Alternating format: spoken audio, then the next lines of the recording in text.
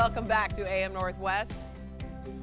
You know our next guest as a professional artist who's been a regular on our show for over 15 years. And today is the first time we're talking with her in our living room. Here to share her new memoir, we welcome back the author of Nobody Dies in Art Class, Elida Field. The title refers to the fact that it's okay. You'll be okay. You're going to make it. Yeah. You're going to live. You're going to be survive. all right. That's right. Yeah. That's right. Well, and it's funny. I feel a little naked today because I always wear my smock. Right. So I'm here with my paint smock, and we're always painting together. Yeah. So this is very, very different space for us. And hey, just look at me. Don't worry about, you don't have to talk to your students in class, because I know you teach a lot and you teach us on the show. Yes. Just focus on me this time, because it's all about me. Sounds good. But there's some lessons about what we can learn from art and taking art classes. But I want to show people, we see what you do on the show, but I want to show people some of your incredible artwork. Yes. So let's take a look at, like, this is one of my favorite pieces of yours. This is a multimedia piece. Yes, it is. So this was a really powerful piece. It's to bring awareness for cancer. Yeah. And all the pictures and images were from Laura Blair's book, actually. And so I used those in the background of women who've gone through cancer and their stories after, which is and really, this is a huge piece, too. It's huge. Really it's tall. like, 5 feet by 6 feet, I believe. And my grandma's in there.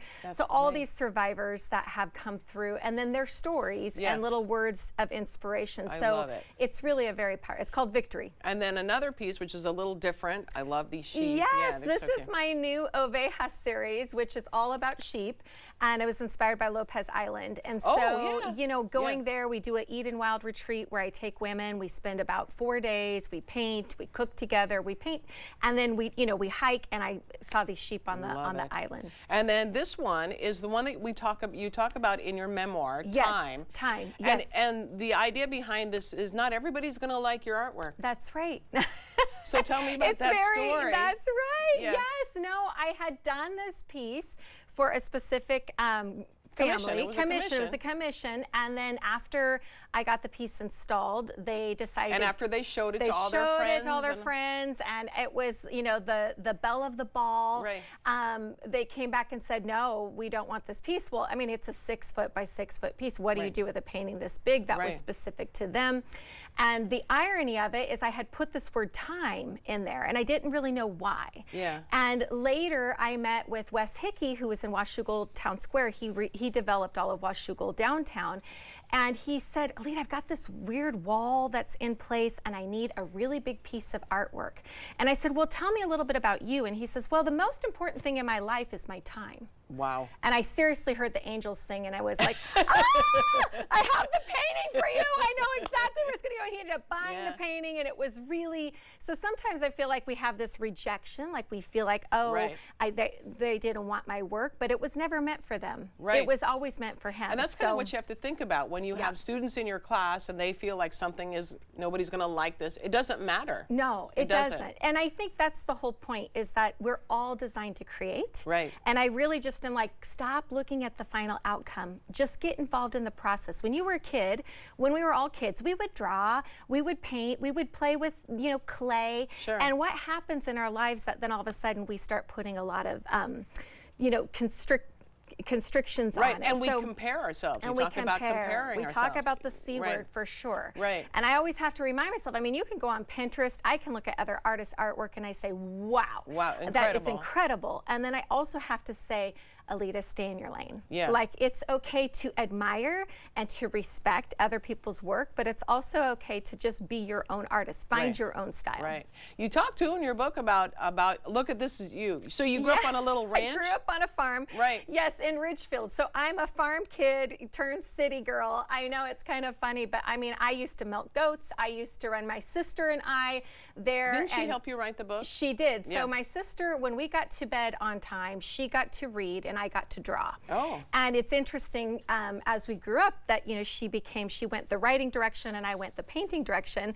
And that's something else I talk about in the book, is sometimes you get stuck in your lane and you go, well, I can't write because that's my sister's thing. Well, you know, God forbid that she actually decide to paint someday and I actually decide to write. So you did this together. Yes, we did. So it was a really cool collaborative project. Also love that you talk about your love life. That's Oh, always yeah. fun because I give you a bad time about it.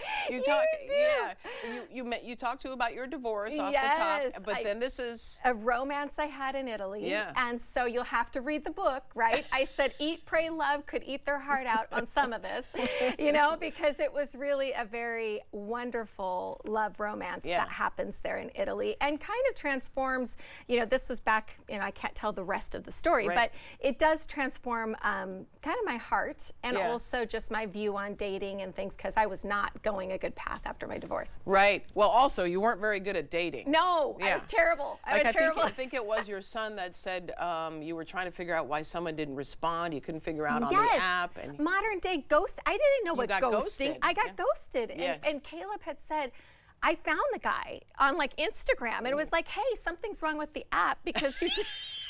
You didn't respond. And Caleb was like, he spit his water out. He was like my son. He was like, Mom, he didn't respond for a reason. He actually, that's called ghosting. And I was like, who does that? It's the rudest thing ever. So it's taken me a while to figure out, the dating scene. Your grandma was a big influence. Yes, my grandma Dottie started painting in her 70s. Yeah. So this is something to really share with people who are older and they're going, do I have time? She had her first solo show at 81, and that's she had her a show. Solo show, and that's one of her paintings behind us there in that picture. That was the opening of my first studio in 2010. So she came from California. We put all our artwork up together, and we got to open the show together, which was very powerful. Wow.